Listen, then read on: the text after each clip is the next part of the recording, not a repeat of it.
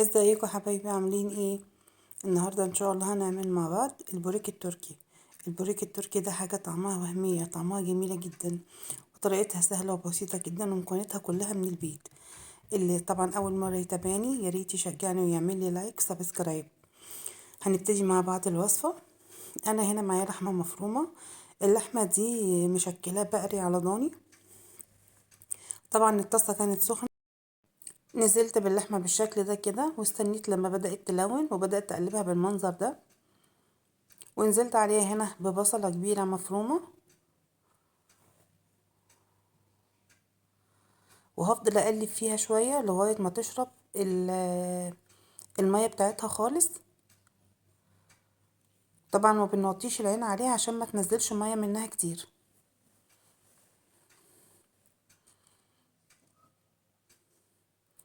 هنا خلاص كانت استوت تمام وشربت كل المية ونشفت بالشكل ده.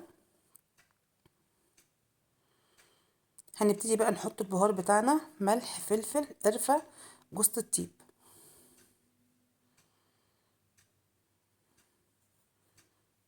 وكده خلاص هنرفعها من على النار.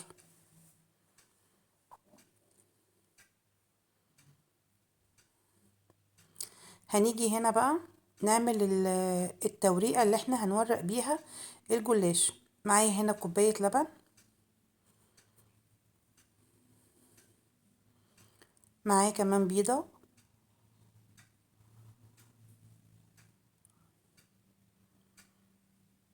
ومعايا معلقة زبادي كبيرة. اي نوع زبادي بتحبيه استعمليه. انا كان عندي زبادي بلدي فاستعملت منه معلقة كبيرة.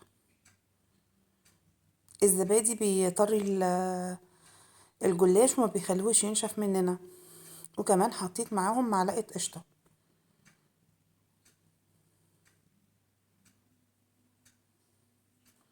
ومعلقة سمنة واحدة فقط لا غير.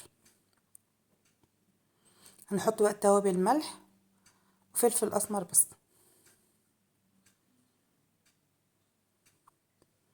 هنقلبهم بقى كلهم عشان يندمج المكونات دي كلها مع بعضها.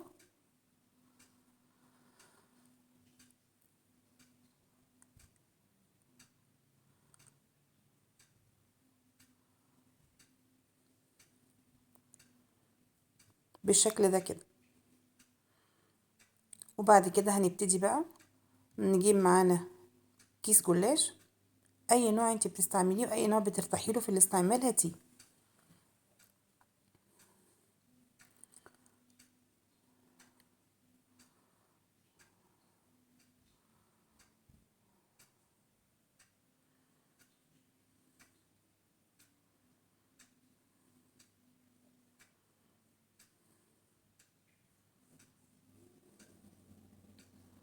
طبعا احنا هنفكه وهنغطيه، مش عايزين ان هو ينشف مننا.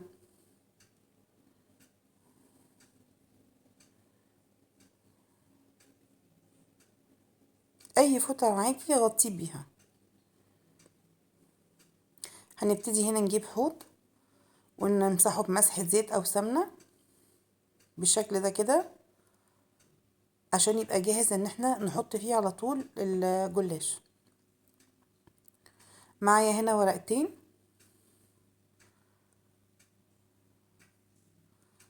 ورقتين جلاش. بندهن من كل طبقة والتانية بالخليط اللي احنا عملناه ده. ندهن الطبقتين مع بعض. بس الورقة دي كانت ورقة واحدة مش ورقتين لان كانت الورقة مقطوعة فانا تنيتها اتنين. ونبتدي نفرد اللحمة المفرومة فيها بالشكل ده كده.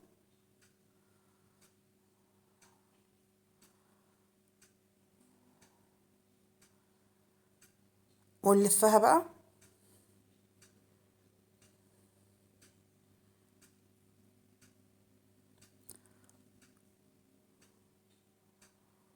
وننقلها على طول في قلب الحوض. هنا هنبتدي بقى ناخد ورقة الأولانية لوحدها وهندهنها بالخليط اللي احنا عملناه. وهنحط ورقة تانية كمان فوقها دلوقتي.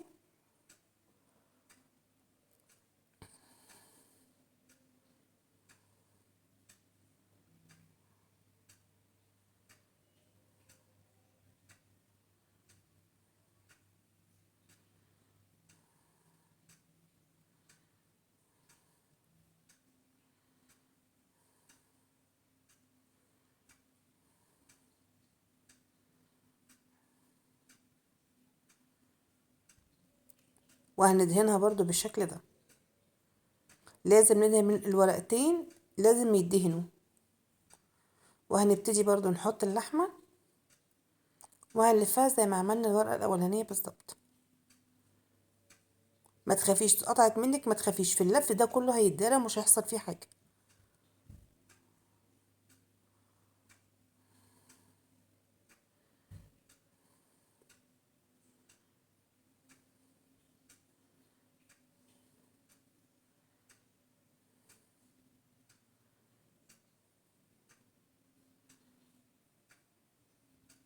هنعمل كمان واحدة.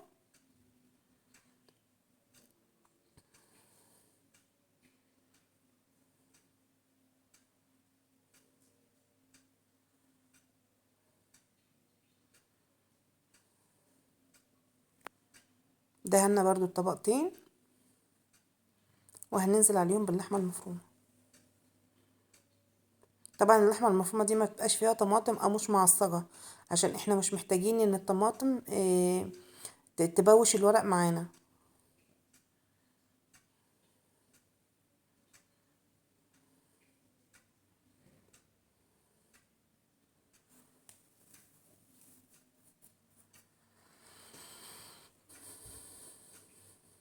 هو طريقته بسيطة جدا، ما فيهوش اي حاجة، بس طعمه كان غاية من الجمال بصراحة.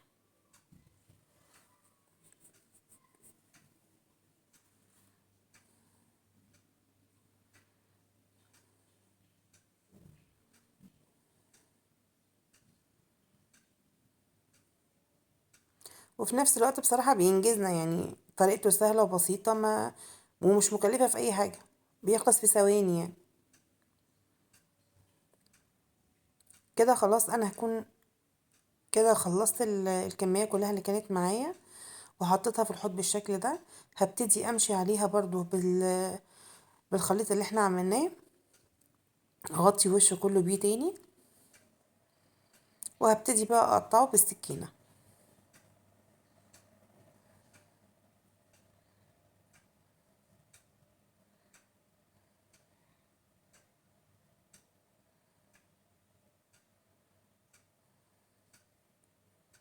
طبعا ناخد بالنا واحنا بنقطع ان ما تكونش السكينة اللي هي المعدنية، علشان ما تجرحلناش التيفال.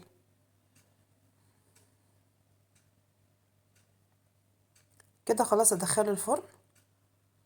قعد حوالي نص ساعة وطلع بالشكل ده كده، كان طعمه تحفة.